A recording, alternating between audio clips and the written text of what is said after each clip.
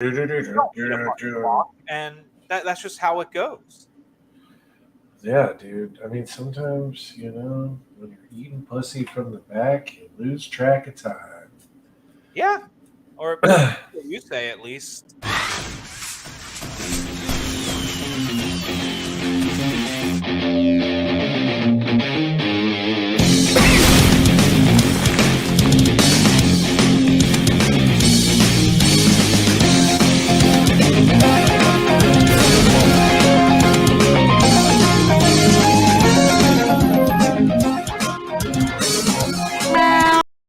Well, ladies and gentlemen, welcome to Such Good Shoot, and this week we are going to be talking about some more Cody Rhodes drama. Revolution. Hey, there's a Wrestling with Regret joke. The Inner Circle no more. William Regal in AEW. Jeff Harvey in AEW, and more. This week on Such Good Shoot. Damn, dude. You know what? My name is Isaac. This guy over here, he's Dozer. He's in my spot, so I'm going to do something real quick. Here we go. Oh, That feels better. All right. Yeah, we're going to talk about those things. I've got at least one topic to talk about. I was hoping Shane was going to be here, but it sounds like yet again the horrors of customer service are getting in the way of us entertaining the masses. But we don't have any formal structure tonight, but I do want to get one thing off my chest before we go. Yeah, is it your shirt? Because No, not this sexy shirt. No, you can get this sexy shirt at www.suchgoodshoot.com/merch. Oh, really? That sounds good. Yes. I would like to buy that. But I think it's that time of the night where we talk about what we're getting fucked up on tonight because, we're intoxicatingly entertaining, or so our tagline says. So tonight, we have a bottle of Four Roses Yellow Label that I grossly overpaid for because I was in the goddamn state of Maryland. Jesus, how much you pay for it? $25.99. That is a $20 bottle every day of the week. Well, I was going to do the same thing I've been doing, which is just drinking root beer and rum because, I don't know, sometimes if you're going to be a rummy, it's just kind of nice to just fucking be a rummy. But then I was at the store and I saw a thing and I was like, oh, let's give this a shot. We can do a little tasty poo, a little reviewy dewy.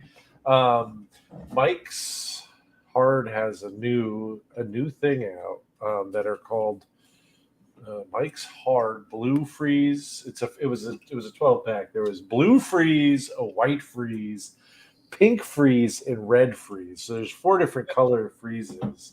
Do you think you could put those in a slushy machine and have it make like a slush drink? No, it says on the box that you're not supposed to. Do not freeze right on it, which is counterintuitive to the fucking name. But I am sure that do not freeze means in the can, not in that ever turning slushy machine. I guess it could be that. Yeah, I wonder. I mean, because Mike's Hard Lemonade is still liquid. It's not hard at all. It would have to be solid to be. Well, yes, and I'm sure it doesn't have that much. It probably has enough alcohol to get somewhat hard.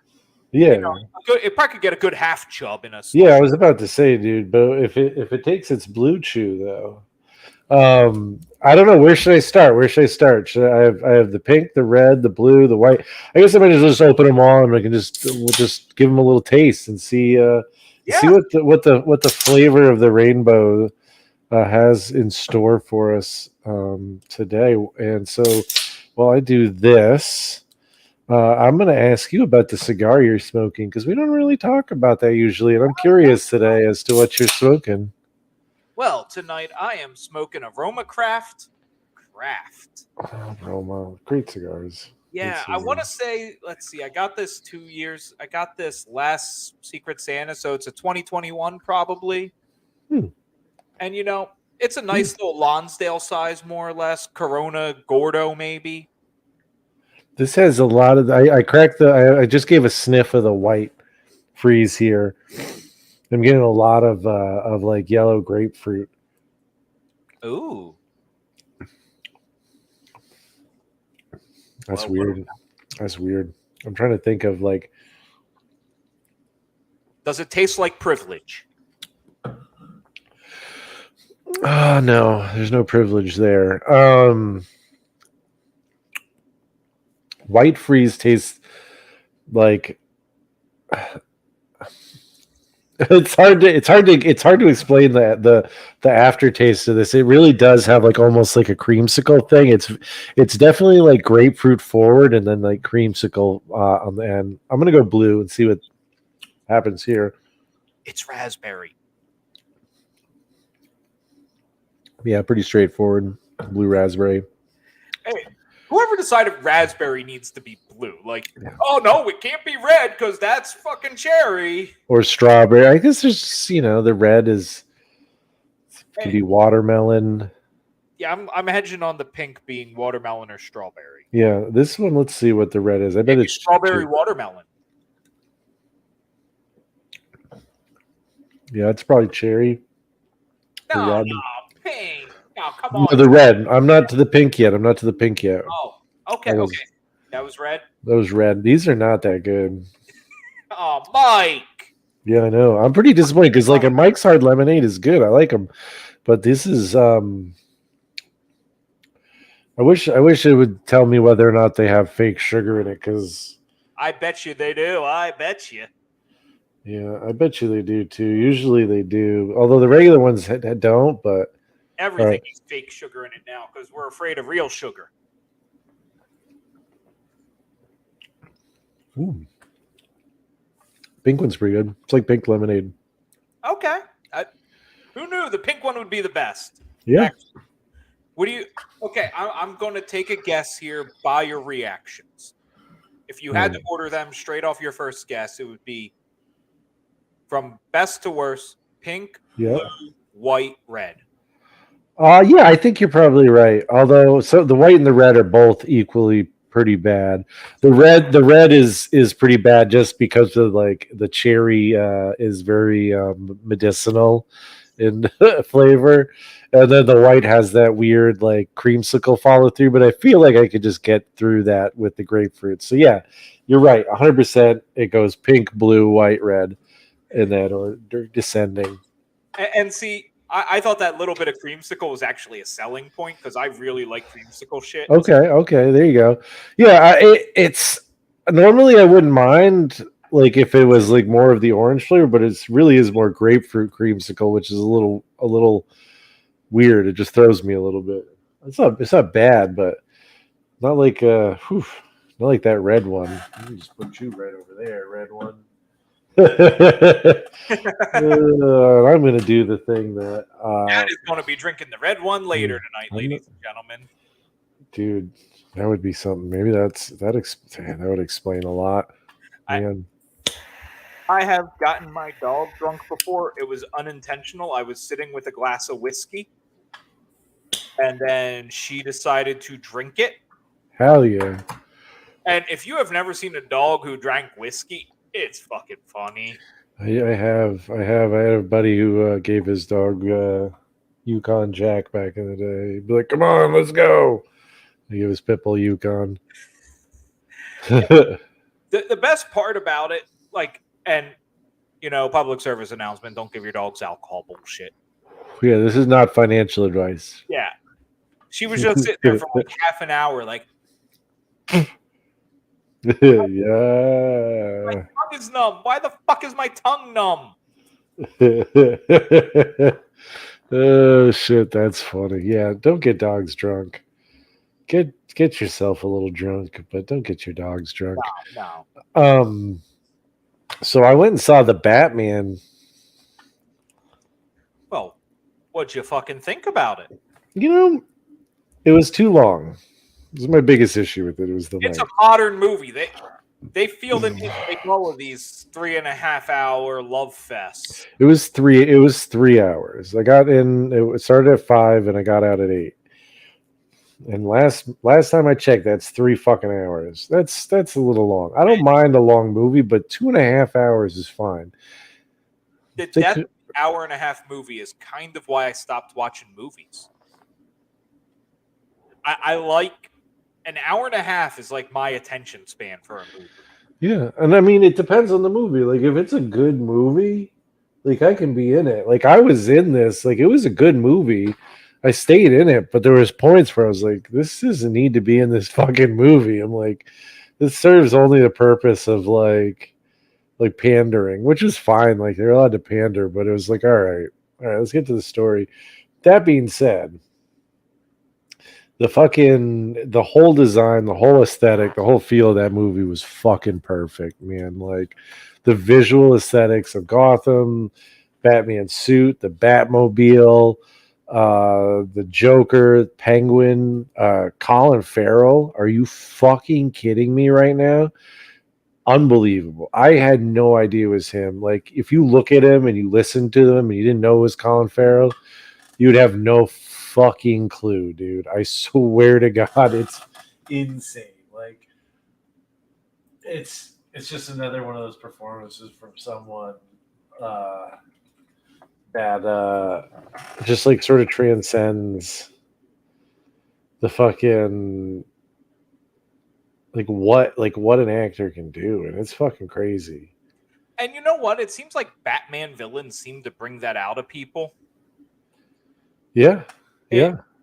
Here's what I will say. I have not seen the movie. I do not intend to see the movie until I can watch it at home.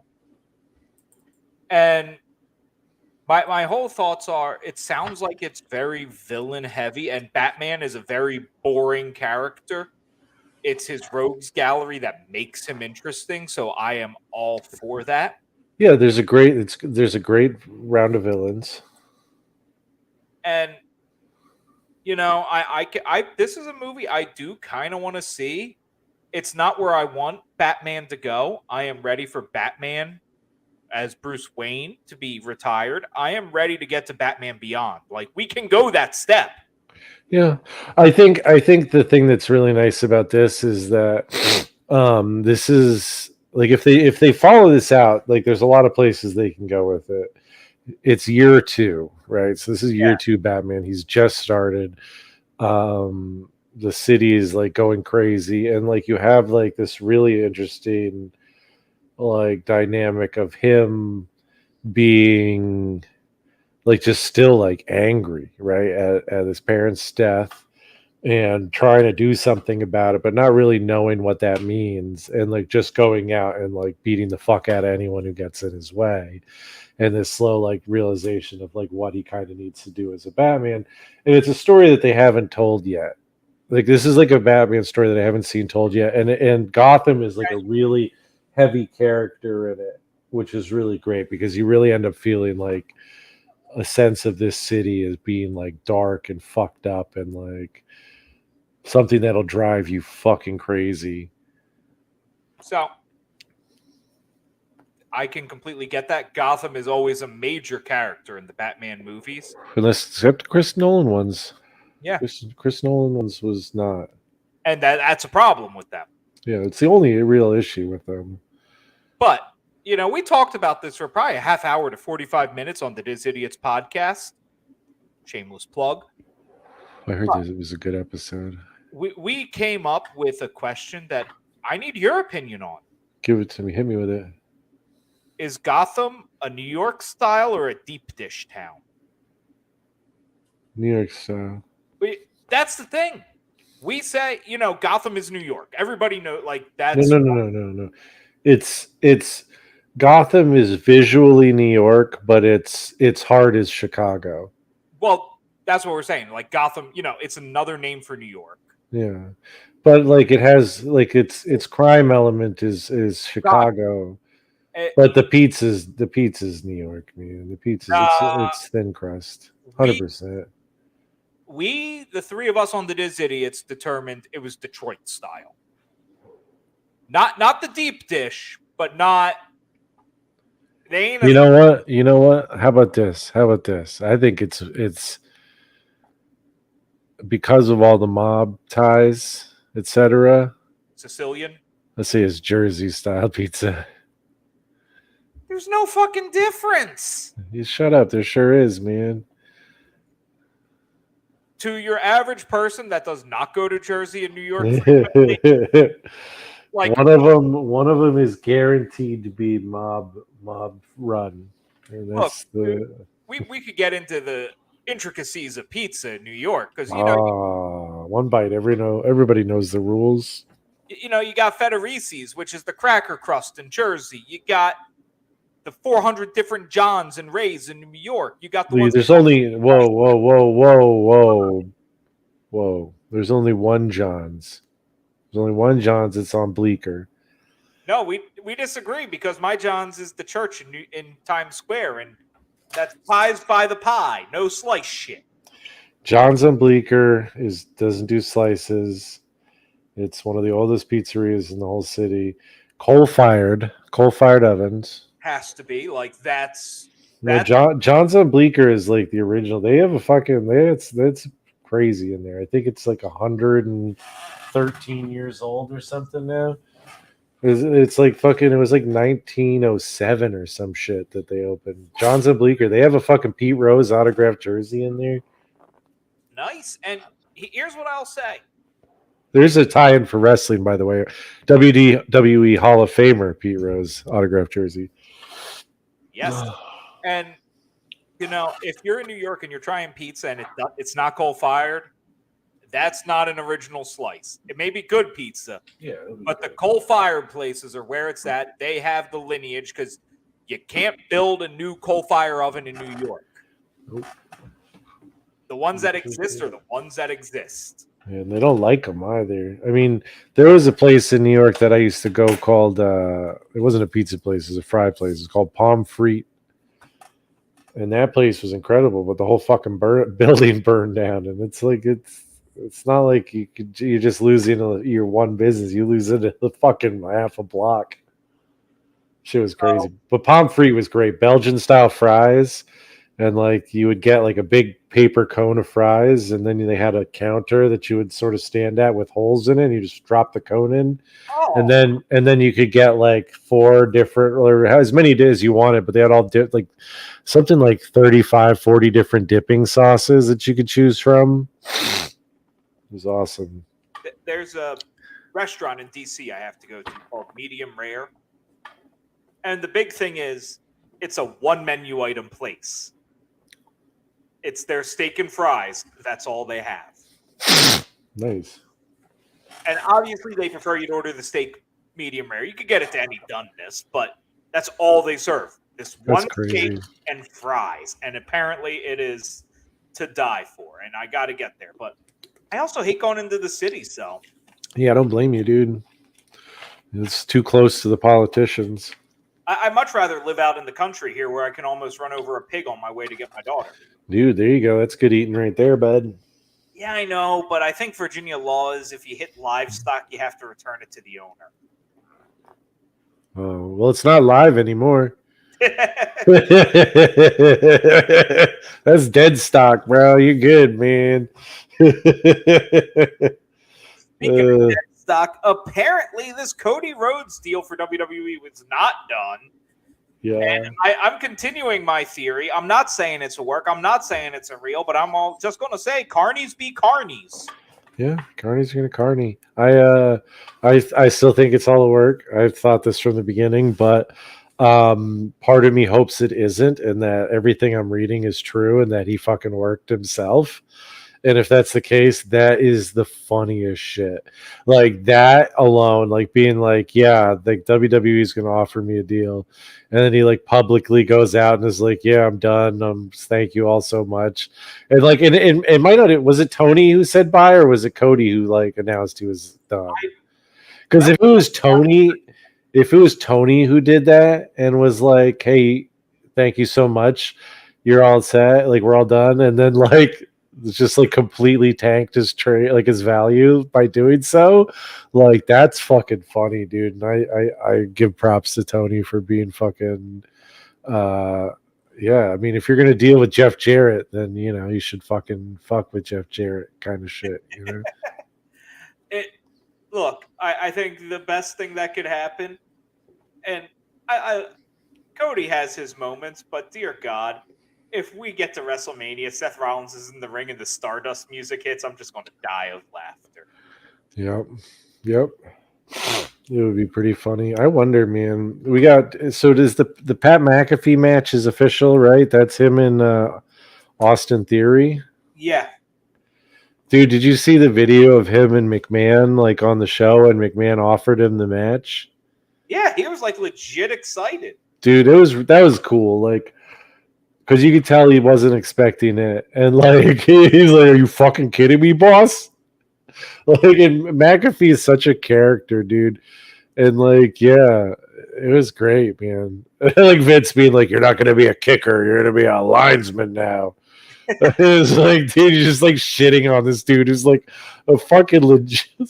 Dude's a fucking great fucking football player. And one of the best fucking commentators they've had in a long time.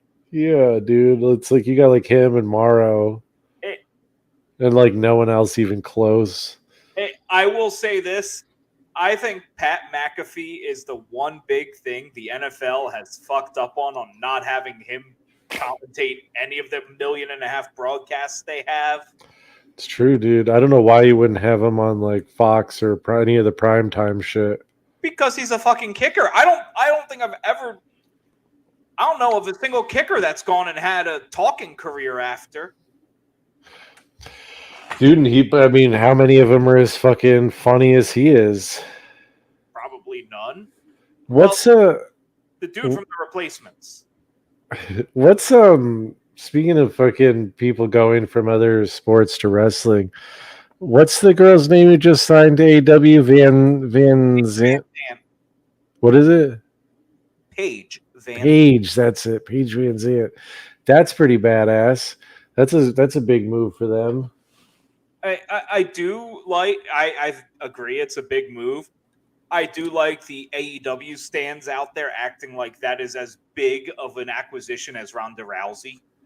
Yeah, I mean it's not. I mean if she had been a household name, sure. Yeah, but you can't pretend that like there's a bigger female MMA star ever than Ronda Rousey. You just can't. I don't watch MMA, but I know before they were actors, I know who Ronda Rousey is. I know who Cain Velasquez is. Wasn't she in one of the Fast and Furious movies?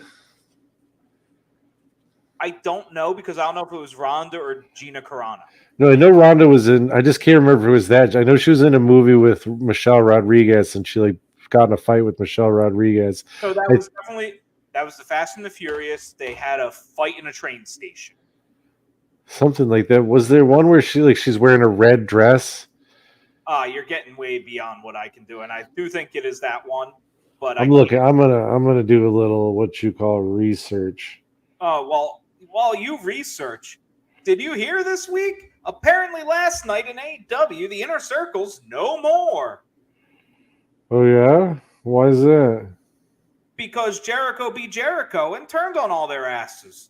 Well, except Hager, because he does nothing but suck Jericho's dick or something. I don't know. Furious 7. Okay, yeah, that tracks. Yeah, it must have been Furious 7. I guess it could have been Expendables 3, but I don't think I watched that. Oh. She's in Charlie's Angels, the new one. No one watched that. No. But here's the thing that gets me.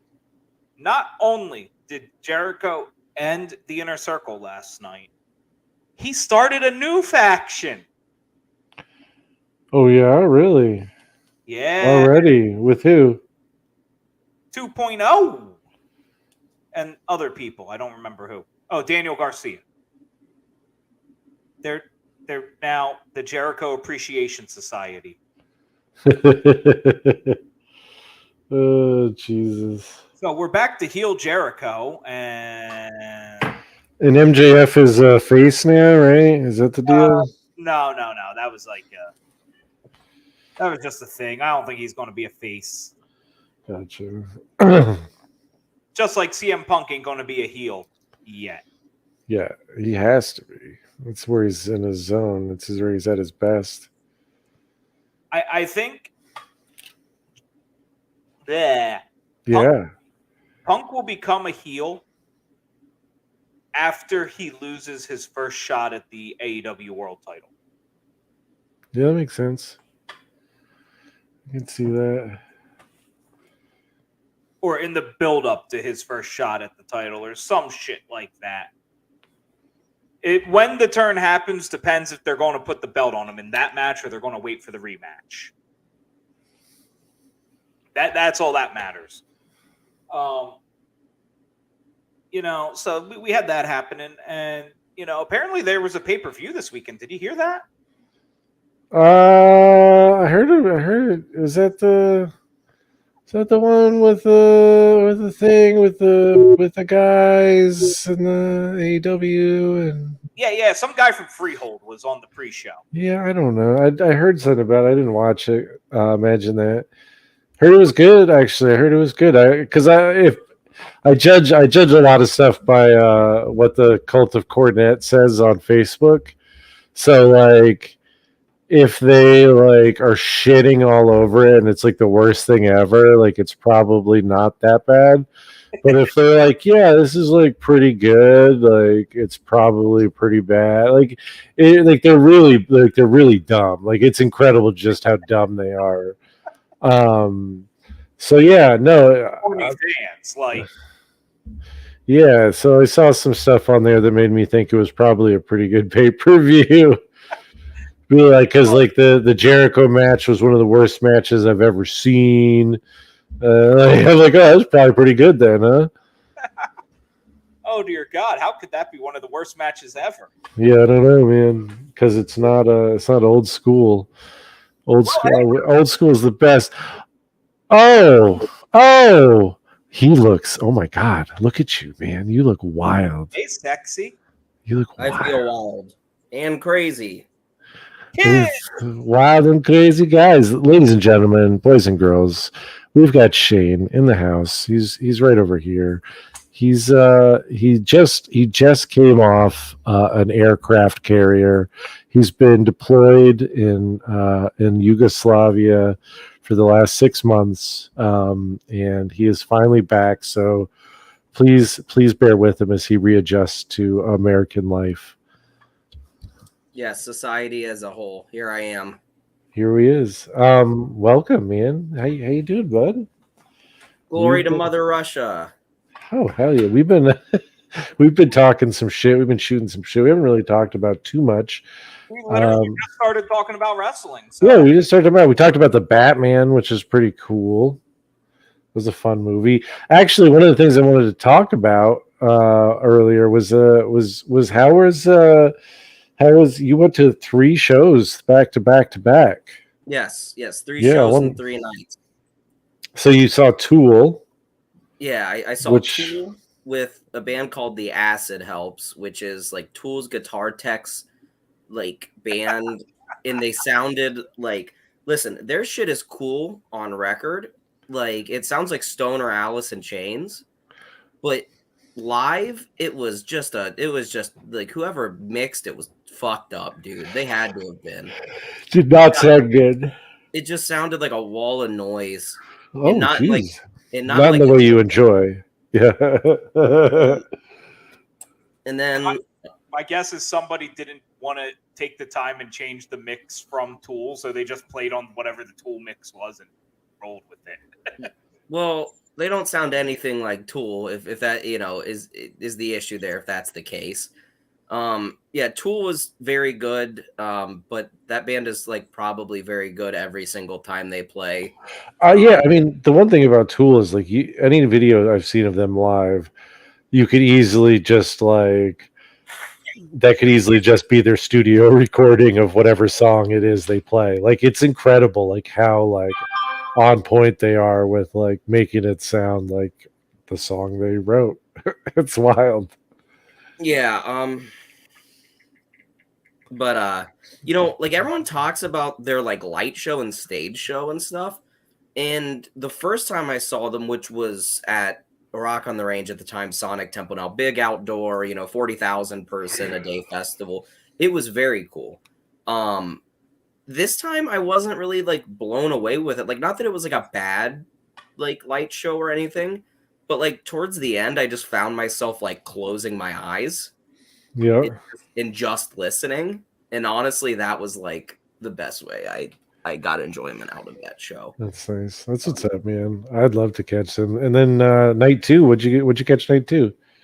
It was legendary 80s Bay Area California thrash band Overkill at a local really small club called the King of Clubs. That was easily my least favorite show of the 3, simply because like the crowd massively undersold this show. There was maybe like 300 people there, which is like totally fine. But I don't know. It kind of just felt like watching a local band, like a good local band, but definitely not like. Yeah, it's hard. Sometimes those experiences can be really incredible when you have like 200 or 300 people in the crowd and like that intimacy. But sometimes it's just like if the crowd isn't into it and the band doesn't know how to work it, like, well, it's Yeah, gonna be I mean, rough. and like they sounded fine. They sounded good. I've seen them before and they sounded better. But then Prong was the main support of Snap Your Fingers, Snap Your Neck fame. And I just don't like industrial music at all, really. So that wasn't my thing. But the best, not really, but the my favorite band of the night was, fuck, I don't even remember what the hell they were called. But like their whole gimmick was the singer dressed up like Marilyn Manson, pretty much. Oh God! And then the like Not who you want to emulate. all of the guys in the band. Well, he just had like the white, like I don't even know. I don't know if it was a mask or like face paint, but it was all just gimmick. And then the rest of the other guys wore the same thing, but then they wore like they were supposed to look like corn sacks over their head, like you would see in a like a horror film. But they just all looked like dorks, and I kept calling them Manson and the Sack Boys.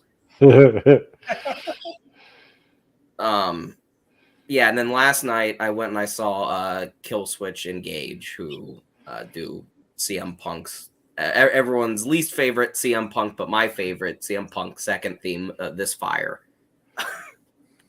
Yes, and you shared a sweet video with us of you chanting along. Yes, I was yelling very loudly. I do not feel bad about it. No, you shouldn't, dude. That's your zen, man. Kraken, I see you cracking out the Kraken. Yes. What you mixing it with? Oh, just a Miller Lite. Just you're just chasing. All right. Did you? Yeah, the classic. One of my favorite movies. What's it called? The Bad News Bears. The original Bad News Bears. You ever see that, Dozer? Walter Matthau.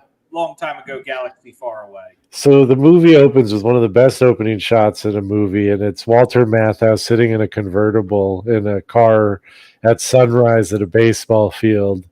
And he like is rooting around in a cooler in the back of his car and pulls out a beer and he cracks it open, pours some out the window, opens a fucking bottle of whiskey and pours it in, tops off the beer and drinks it, and then gets out of his car to coach Little League.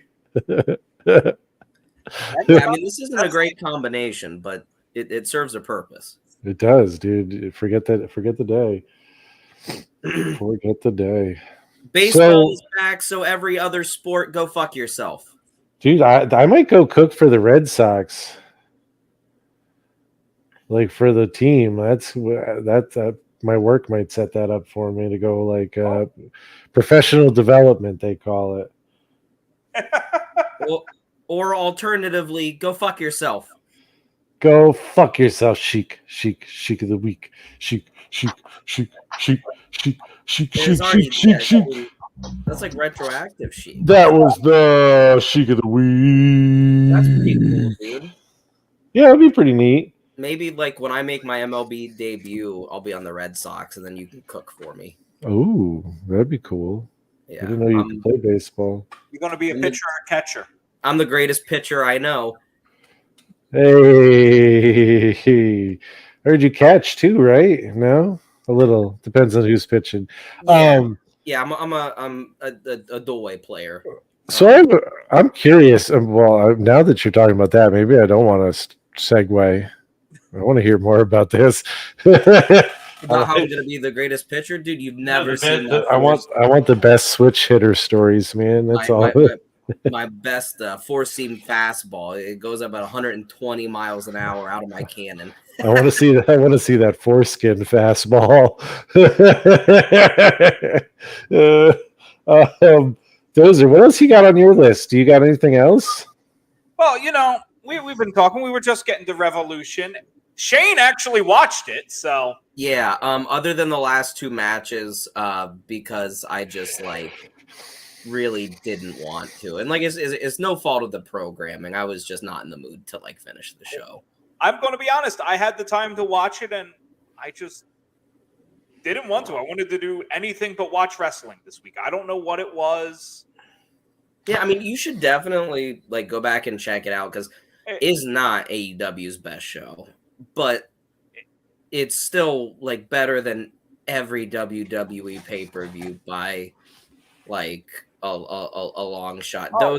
Those are hit the matches real quick, and I'll sell you on all of them if I can. You want the pre-show, or should I just start with the real No, I did not watch the pre-show. That's for chumps. Okay. House of Black versus Death Square. That was also on the pre-show. Oh, shit. I didn't see the P next to it. My bad. Yeah. Eddie versus Jericho. This was probably my favorite match that I watched on the card, to be honest. This was just a really excellent old school, knockout, drag out. These guys just want to hit each other sort of thing. Jericho looked the best he's had in a long time, both physically and actually in the ring. He's got in shape. Eddie Kingston was absolute tough as nails as always, and they finally gave Eddie Kingston a big win. He earned it. Yeah, I mean it was just an excellent pro wrestling match. Isaac, I think you'd be a huge fan of it. Yeah, I was considering checking it out. I just really haven't had time, but I'm actually probably going to try and watch this show. I do want to watch it. I just, as I said, didn't want to at the moment. Then we had Jurassic Express defending against Red Dragon and the Young Buckaroos. I wasn't a huge fan of the first 5 to 6 minutes of this match because it all played into this idea that so this is a triple threat tag team match, but it's the rules where only 2 guys can be in the ring at the same time, which I hate that shit. Yeah, I hate it. I hate it to begin with. So, but the whole storyline is that the Young Bucks and Red Dragon are teaming up. They're going to take out Jurassic Express together because they're the the frenemies right now. In the whole first 5 minutes, I'm just wait. So how are you guys, if you have 2 fucking brain cells in your head, going to deal with the fact that neither of you aren't going to beat each other to win? One team just isn't going to have a chance. So they start doing the whole we're going to drag people away, and then they're like, what are you doing? What are you doing? Why would you drag me off? And I'm like, Jesus fuck.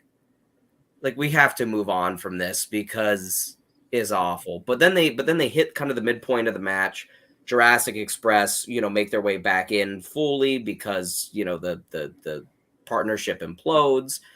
Jungle Boy does some fucking crazy shit in this match. Some absolutely out of control shit in a match with the Young Bucks in it. He looked more exciting than the Young Bucks. insert Isaacism here about Young Bucks and continue. That doesn't surprise me purely because you have someone for the style they both wrestle. You have someone much younger, and that style favors the young. Yeah, they should just be the Bucks at this point, right? Yeah, I mean they are kind of old now. But anyways, yeah, it ended up turning into a really solid match. I wish they would have done 2 minutes less in the first kind of section and then 2 minutes more in the longer section. But what are you gonna do? I mean, it's absolutely worth a watch. Match 3, I think, was the first time I was kind of like, eh. The Face of the Revolution ladder match between Wardlow, Kristen Cage, Keith Lee, Orange Cassidy, Powerhouse Hobbs, and Ricky Stank. Yeah, this wasn't my favorite ladder match of all time. It was just a really good, almost WWE style, kind of Money in the Bank deal. Go for that giant Sonic ring. But honestly, there weren't a whole lot of stupid spots, which is crazy to say because you get stupid spots at a 1v1 match. But then this is a ladder war. But yeah, I mean, it was good. I think the right person won. Again, if you're watching the show, you might as well. Yeah, that brings us to Jade Carville. Jade Cargill versus Icante. I'm thinking of ice cream too, man. I like Carville's.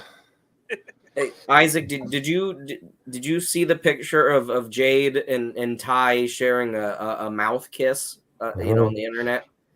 Yeah, that's how the match started, which was that makes me think of like licking ice cream too.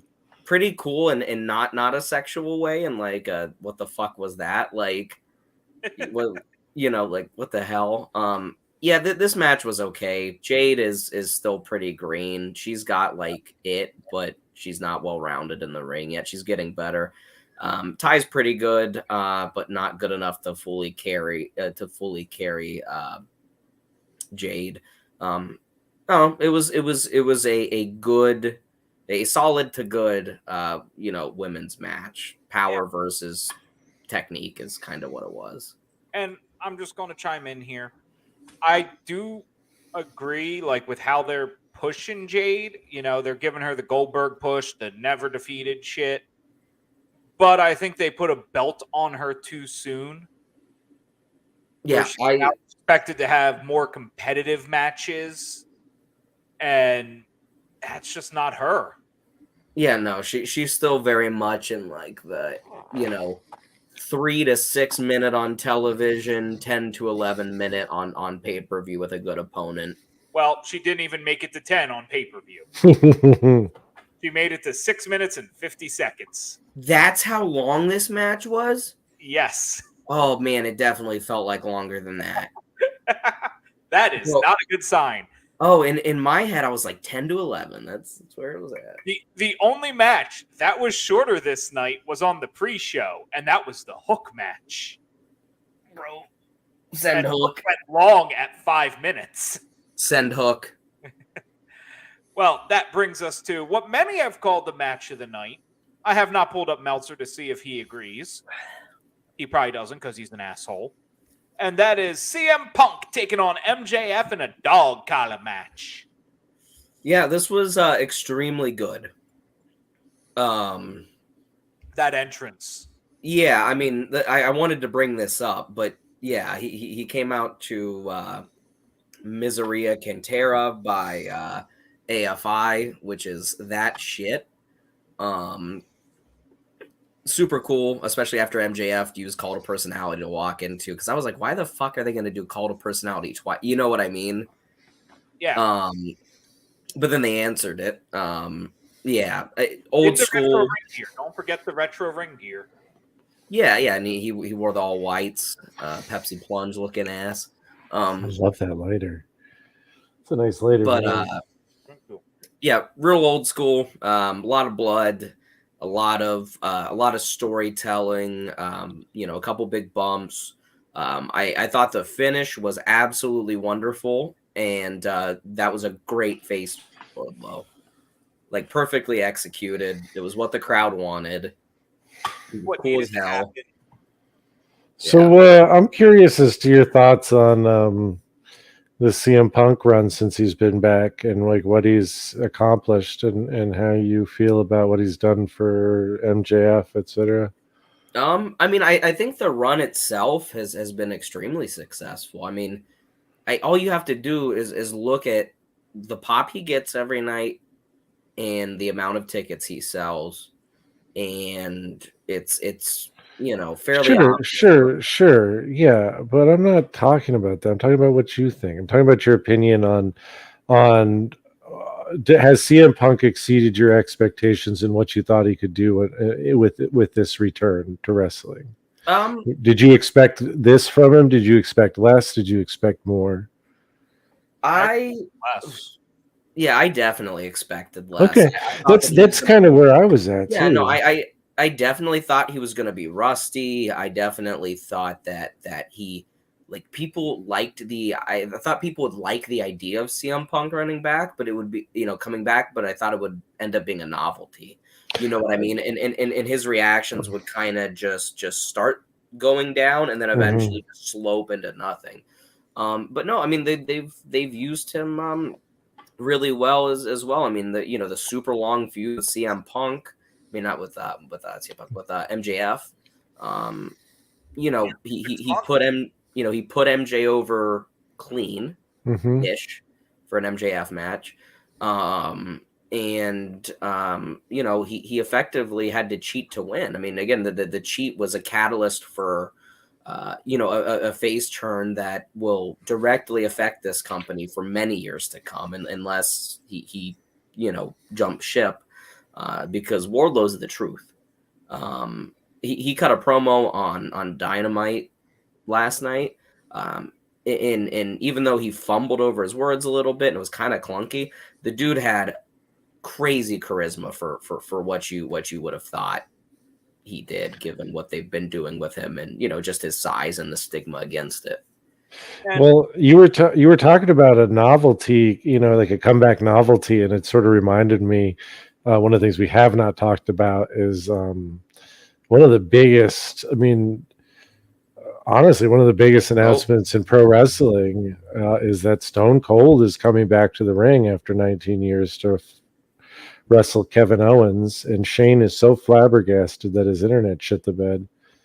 But yeah, Stone Cold Steve Austin, what? He's coming back. It's pretty crazy. And it will depend what they do, because it's just right now it's just to be an appearance on the KO show. Yeah. So he might just come in and hit a stunner and go, but which that is not what needs to happen. He cannot come, hit a stunner, and leave. No, because then you shit on Kevin Owens again. Owens needs to look like the biggest shitbag or good guy, however you're going to portray him.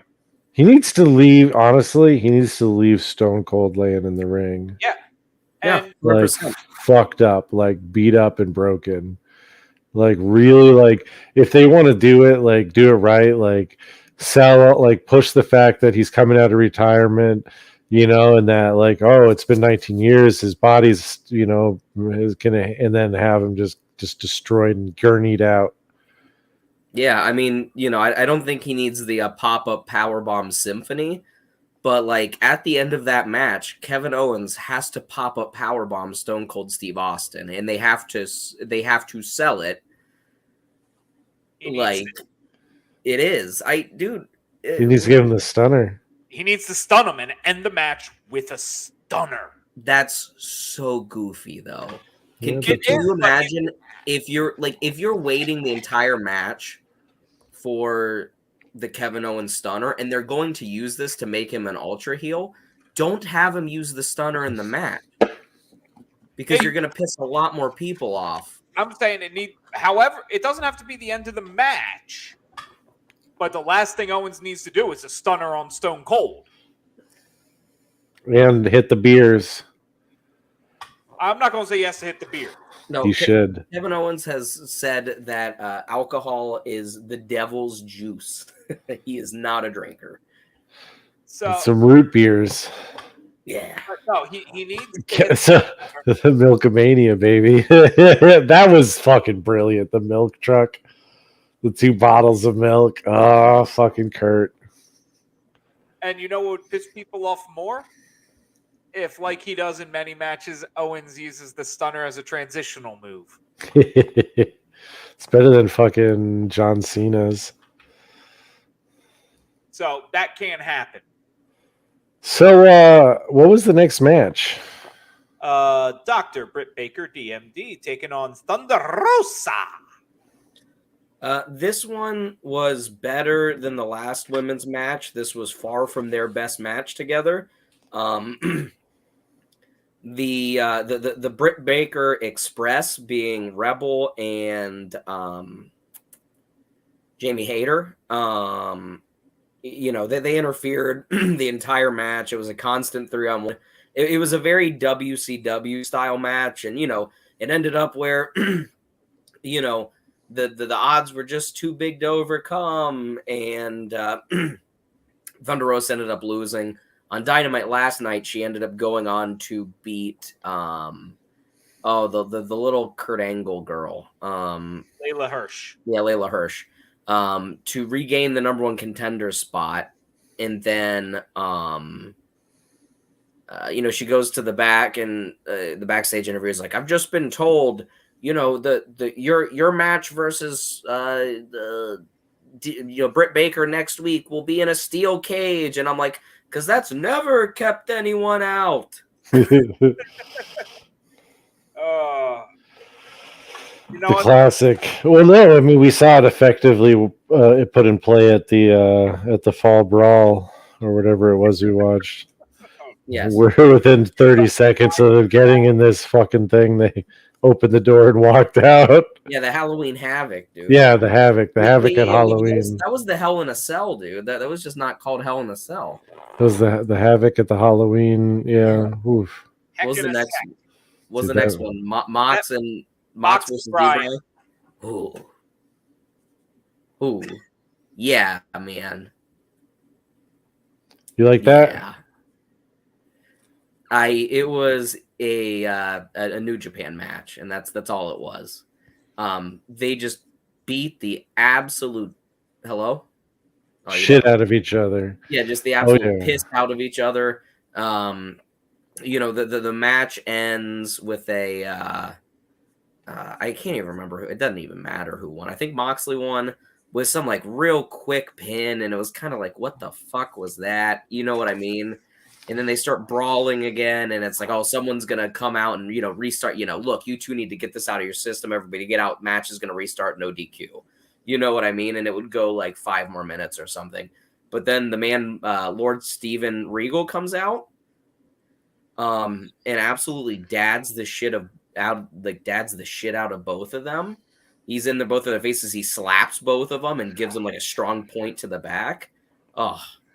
I saw that clip, and it was awesome because D. Bry was like, yeah, get it. He turns around and fucking slaps the shit out of him, too. And he's like, what? Yeah. I mean,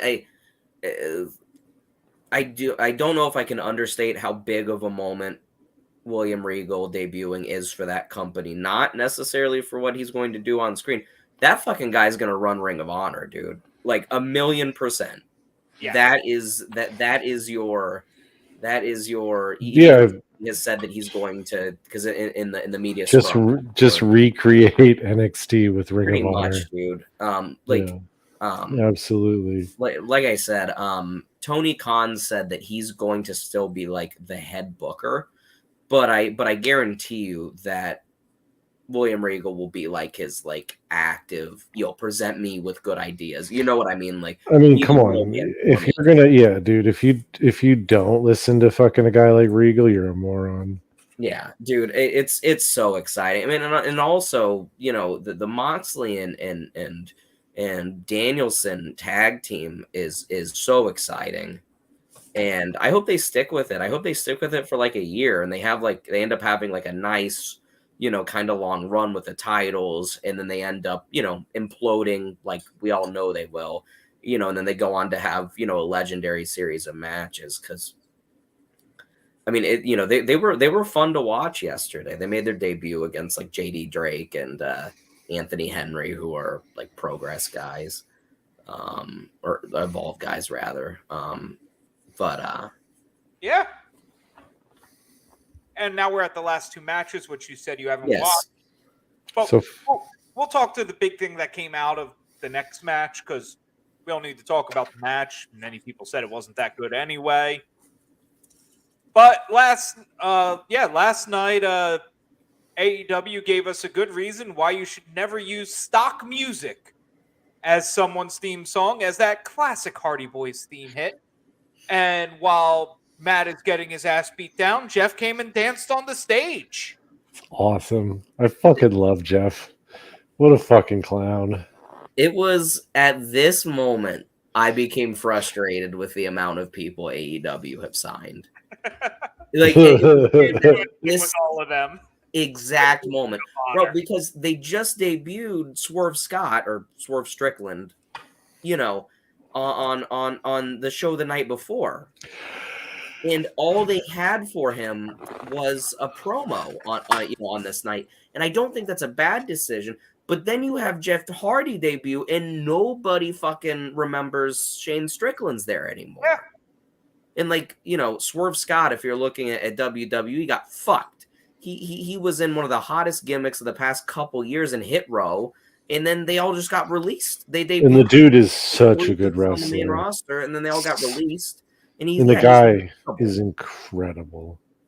Even dude. Even I'm a huge fan. Give me some fucking kill shot any day of the week. Yeah, and I was just like, good God. And I know Ring of Honor is coming up, and I know, they're going to sign more people, to be in Ring of Honor, and that's fine. And I know that all of these people are going to have more spots. You know what I mean? Because I bet you they send a decent chunk of the roster, including some mid-carders and maybe, main eventer or two over to Ring of Honor, in order to get it started. But I was just like, God damn, man. There's no time for anyone. Yeah, no, there isn't. I've said for a while, the way they use people, it can work, but you have hit max capacity. You're past it. There's too much. Yeah, and you you have to consider a couple things here as well, and that's that Kenny Omega's hurt right now. Kenny Omega just isn't wrestling. And I'm sorry, Isaac, but Kenny Omega has to be on television. He's too good not to be on television. They're missing. I think someone else pretty big. Whoopsies! That was a little spring action here on my thing. I got the fiddling. I played with the spring. I played with who else? Who else they got out of action? Anyone? I don't know. I can't think about it. Well, Cody's still. Yeah, Cody. Yeah, you got doing him. whatever he's doing. That's true. Yeah, screwing up business deals for himself. Apparently. I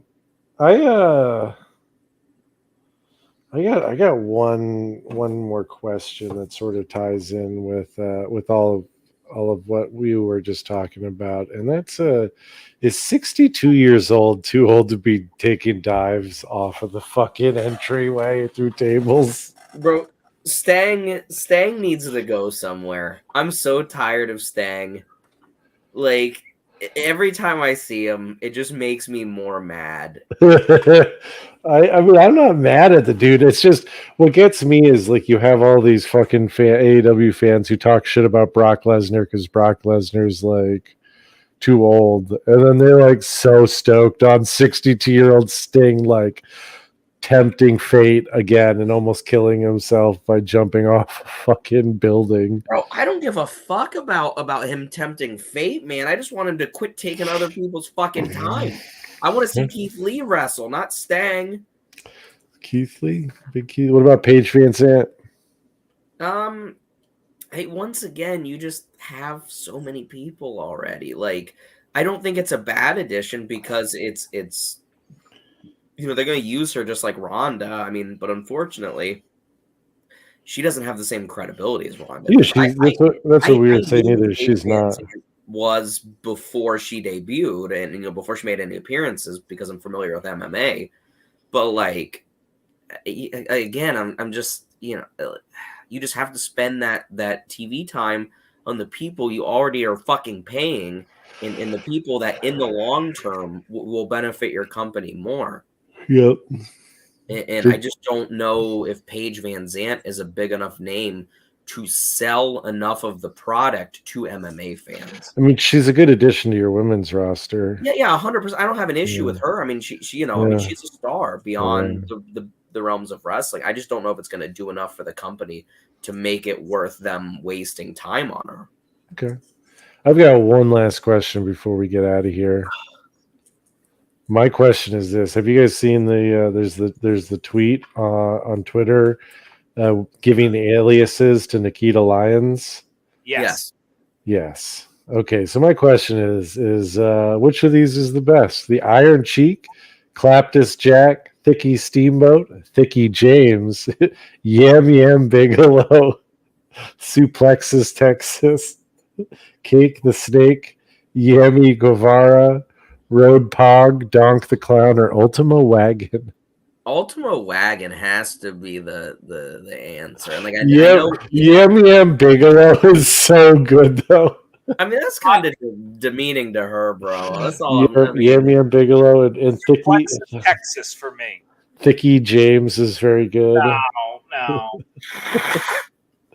Suplexus Texas, yes, that's a good one. I think Thicky James is the weakest of them. I like Thicky James, but it's so. Real quick, I would like to do at least a quick main event of the evening, just wrestling style. And I've been thinking about this, kind of on and off all day. And I think it would be an interesting-ish episode if we all wanted to put a amount of work into it, going into it. But if there was one trade, if you are both WWE and AEW and you're making a trade that makes sense, you know what I mean?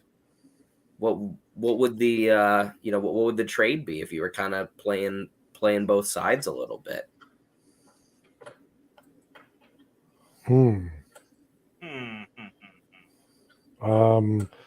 Yeah, that's hard because the match I really want to see, I've already talked about, and it's not an AEW WWE crossover. It's a New Japan WWE crossover.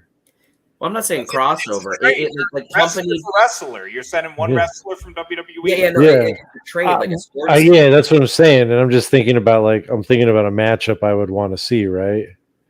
And so, I don't care who I trade away. I know who I would want to get in to see a match between what do they call Walter now? What's his name? Gunther. Yeah, Walter and Minoru. That's what I want. I want that fucking match. What trades do I need to make happen? Okay. I'm gonna trade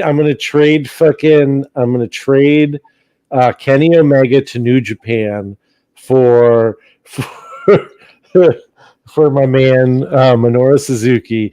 And now that Suzuki's in AEW, I'm going to trade Wardlow for Walter. And Walter versus Minoru Suzuki will now be happening at All In main event. Bro, Wardlow for Walter is actually something I was thinking of.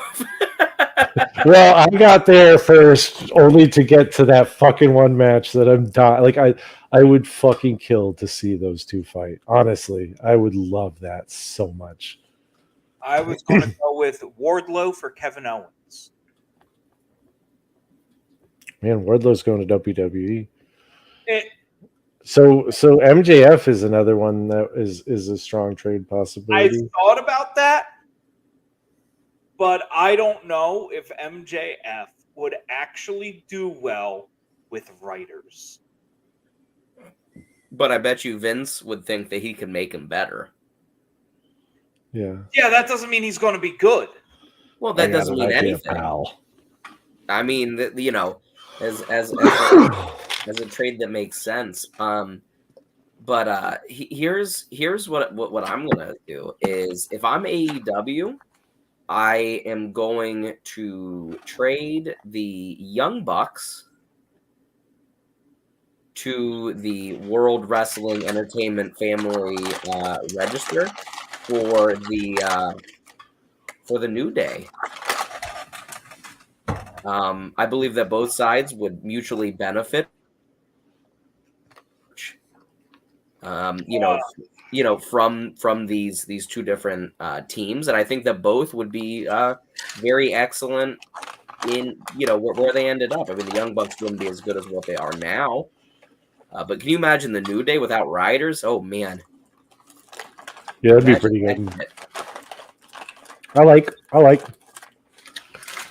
Get the Young Bucks out of here. Let's just go big. Roman for Omega. Roman's really running out of people whose ass he could beat in WWE. We don't have many. That dude is still like on the top of the. Yeah, Shane's gone. He is still on top of the world, and I think Omega could actually work well in the WWE system, especially if you give him. You could give him Don Callis. You could give him Paul fucking Heyman. Hello. Not sure what the fuck that was. So Roman's still on top of the world, yes. But yeah. I think he could do well in AEW. And I think Omega could actually rock the WWE style more than he thinks he could. No, I bet you he absolutely could, because all that dude does is wrestle. Him and AJ. Yeah, I mean that dude wrestles his ass off and like knows how to work like a lot of styles. I'm sure it would be an adjustment, but he'd be fine. And then maybe you do something crazy and make him a Paul Heyman guy or something. And that's purely because I don't want Don Callis in WWE.